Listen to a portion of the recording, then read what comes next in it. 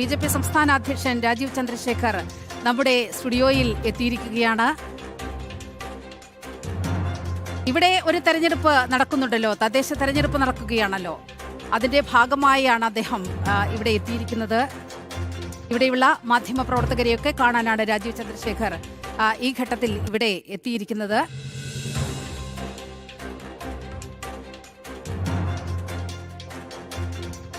VVIP അതിഥിയുണ്ട്.